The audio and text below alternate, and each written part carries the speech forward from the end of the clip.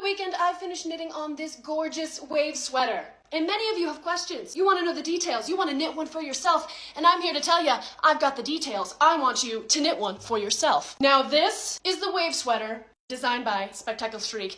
I apologize for my American pronunciation, but I love you. This isn't my first rodeo with a wave. I've knit her before. And I loved her then, and I love her now. I mean, how could you not? I am a relatively small human. I am 5'4", and also normally wear a store-bought small, okay? This sweater is knit to the size large, extra large, according to the pattern, because this sweater will not be for me. This sweater will be up for auction for a fundraiser gala in Sioux Falls, South Dakota. So I knew I wanted to knit a more universal size. For the main color of the sweater, I used HipKnitShop's Pop Merino in the color Summer Blues. I used about 833 yards of this yarn. For the wave color, I wanted to try their BonBon yarn, which is this like fuzzy, chunky mohair moment. I chose the color My Heart Is Set on You. The first time I knit up this sweater, I followed the pattern to a T. I knit up a size small medium. I did the twisted rib. I held my wave fuzzy yarn double, all right?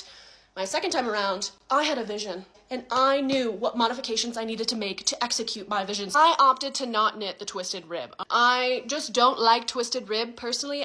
To each their own, if you like it, more power to you. It's not as structured on the neckline, but I still think it is beautiful. Also, a modification that I made is in the original pattern, the chunkier mohair is held double, and I opted to just use a single strand because I wanted the sweater to be a little bit less bulky and more flowy. There is a downside to only knitting up one strand of the chunky mohair, and that is inconsistency in your stitches. There are holes. I still think it looks beautiful. I would recommend knitting a swatch for this sweater. I'm so sorry, but this pattern is pretty dependent on your row gauge. If your row gauge is off by a little bit, that's probably okay. But if your row gauge is off by a lot, your sweater is going to be shorter or longer than the pattern intends or you have envisioned. When I knit a swatch, I met gauge with the recommended needle size, and the first time I knit it, I did not. My gauge was so tight, I had to go up 2 needle sizes. I love this sweater. I love this version. I want to knit another one, and I hope you knit one up too, because I think we all need